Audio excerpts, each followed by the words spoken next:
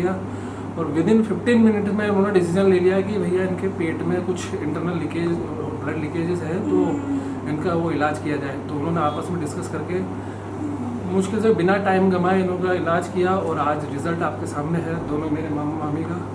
तो क्या कहना चाहेंगे क्षेत्रपाल हॉस्पिटल? क्षेत्रपाल हॉस्पिटल में मैंने मेरी लाइफ में इतने हॉस्पिटल देखे लेकिन पहला हॉस्पिटल ऐसा देखा जो गार्ड से लगा के ऊपर तक हर स्टाफ इतना कोऑपरेट करता है कि मतलब आप परेशान भी हो ना तो आपको हल्का सा चेहरा देख के आपके पास आके कोई ना कोई पूछ ही लेगा, बोले भैया कोई दिक्कत है क्या। मतलब बहुत अच्छा हॉस्पिटल। तारीख को रात शाम को मैं तो ड्यूटी पे था और मामा जी और मामी जी हमारे घर पे आए थे राखी के त्यौहार के उपलक्ष्य में। तो ये लोग त्यौहार मना के अपने वापस रिटर्न हो रहे थे ब्यावर की तरफ। तो बकरा मंडी के पास में जैसे ये लोग पहुँचे तो इनका पीछे से किसी कार ने मतलब टक्कर मार के और वो फरार हो गया था। तो उसी समय पीछे से वही हमारे परिजन मिलने वाले दोस्त लोग ही थे, उन्होंने इनको देख लिया, पास जाके देखा तो ये हमारे परिचित मिलने निकले। तो उन लोगों ने सुभाष नगर चुंगी तक तो टेम्पो में लेके आए और सुभाष नगर चुंगी से 108 आ गई थी। 108 से हम लोग जेनरल लेके चले गए और मैं ड्यूटी पे था, हिंदुस्तान जिम में मैं जॉब करता हूँ। तो वहाँ पर मैं ड्यूटी पे था, मेरे पास फ़ोन आया इनका। तो मैं जैसे ही पहुँचा तो वहाँ आगे ये लोगों को लेके आए थे। तो वहाँ प्राथमिक उपचार दिया, CT स्कैन वगैरह करवाया इनका और वो चीज़ें सब कुछ देखने के बाद में डॉक्टर ने बोला कि ये नॉर्मल है, कोई दिक्कत नहीं, आप देखा इनको। ऐसे करके उन्होंने वहाँ रख दिया, लेकिन इनकी स्थिति मेरे को गंभीर लग रही थी। तो हमारे समाज के 2-4 लोग और थे, उन्होंने भी ये डिसीजन लिया कि भाई इनके सिर में चोट आई तो हम न्यूरो हॉस्पिटल में ले जाएँ। तो हमने अजमेर के एक निजी अस्पताल में हम लेके गए।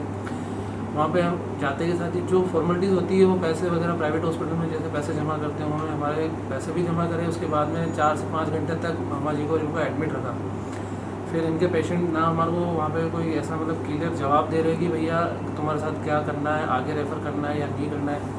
सुबह 3:30 बजे आके बोलते हैं कि इस पेशेंट को आप ले जाओ तो फटाफट शिफ्ट करो, हमारे पास फैसिलिटी नहीं है। तो हमने बोला कि भाई हमारा इतना पैसा तो लग ही गया और आप पैसा और ले लो, ऑन कॉल डॉक्टर बुला लो, लेकिन ऑन कॉल भी डॉक्टर की फैसिलिटीज़ अवेलेबल नहीं है हमारे पास। तो फिर मैंने कहा रिपोर्ट्स दे दो हमारे को।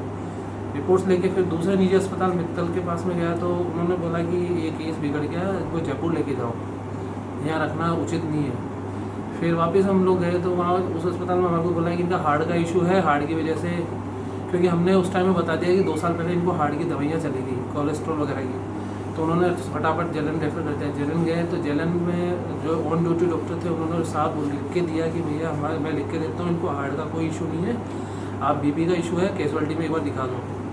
फिर कैजुअलिटी से तो हम लोग लेके गए थे। तो फिर वहाँ पे हमारे एक मित्र मतलब नॉन ही थे, ऑन ड्यूटी जो नर्सिंग स्टाफ था उसने फिर यहाँ पे ऑन ड्यूटी मैनेजर जो क्षेत्रपाल हॉस्पिटल में थे उनको कांटेक्ट किया। तो इन लोगों ने एक ही कॉन्फिडेंस से जवाब दिया कि आप यहाँ लेके आओ, हम लोग बैठे हैं, हम लोग इलाज करेंगे।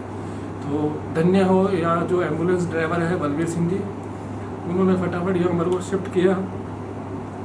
उसके बाद जो ऑन ड्यूटी डॉक्टर थे, नाम उनका मेरे को याद नहीं है, और जो ऑन ड्यूटी डॉक्टर थे उन्होंने प्रकाश सर से साथ कंसल्ट किया और विदिन 15 मिनट में उन्होंने डिसीजन ले लिया कि भैया इनके पेट में कुछ इंटरनल लीकेज ब्लड लीकेजेस है तो इनका वो इलाज किया जाए। तो उन्होंने आपस में डिस्कस करके मुश्किल से बिना टाइम गंवाए इन्होंने इलाज किया और आज रिजल्ट आपके सामने है दोनों मेरे मामा मामी का। तो क्या कहना चाहेंगे क्षेत्रपाल हॉस्पिटल? क्षेत्रपाल हॉस्पिटल में मैंने मेरी लाइफ में इतने हॉस्पिटल देखे लेकिन पहला हॉस्पिटल ऐसा देखा जो गार्ड से लगा के ऊपर तक हर स्टाफ इतना कोऑपरेट करता है कि मतलब आप परेशान भी हो ना तो आपको हल्का सा चेहरा देख के आपके पास आके कोई ना कोई पूछ ही लेगा, बोले भैया कोई दिक्कत है क्या।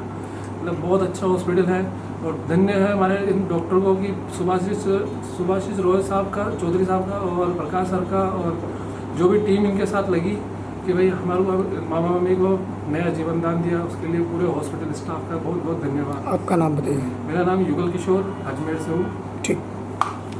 इस फैमिली के बारे में मैं बताना चाहूँगा। हस्बैंड वाइफ दोनों बकरा मंडी में कहीं जा रहे थे रिश्तेदार, होली राखी वाले दिन, तो एक्सीडेंट हो गया।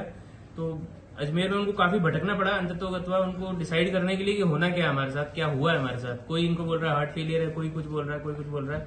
19 तारीख को एक्सीडेंट हुआ था। अगले दिन सुबह हमारे पास में हस्बैंड आए तो वहां पे गहन अध्ययन और परीक्षण करने के बाद पता चला कि उनके D7 में फ्रैक्चर है और साथ में एब्डोमेन में चोट है। उसकी वजह से उनका BP बहुत कम था, जो नॉर्मली 120 के आसपास होना चाहिए, 50 था इनका। तो हमने जल्दी से इनको रिससिटेट करके सेम डे ही इनको ऑपरेट किया है। तो और शाम तक ही बिल्कुल ठीक, ऑलमोस्ट ठीक हो गए थे। बीपी भी रिवाइव हो गया था, साथ में होश में भी आ गए थे, काफी स्टेबलाइज हो गए थे। फिर यही देखते हुए सुविधाएं देखते हुए इनकी जो वाइफ है वो भी head injury, severe head injury से ग्रस्त थी, तो उनको अगले दिन लेकर आई है हमारे पास। तो आईसीयू स्टाफ और हमारी मेहनत का आज नतीजा ठीक है, ये है कि आज वो भी बिल्कुल ठीक है और दोनों हस्बैंड वाइफ एक साथ हैं। अब हमारा डिस्चार्ज का प्लान है उनका।